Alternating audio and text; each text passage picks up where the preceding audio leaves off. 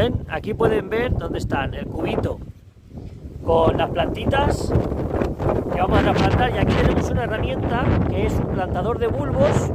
¿Ven? Pueden ver con una punta metálica en el que yo introducí en un mango de metal, que es un tubo de valla reciclado, ¿ves? Para poder cultivarlo aquí, en este bancalito que vemos aquí. Todo esto para allá, así podamos cultivarlos y ponerlos a una separación adecuada. Así que vamos a proceder a ello. Ahora les iré grabando los pasos y poco a poco, para ver cómo sepan ustedes qué es lo que tenemos que hacer con este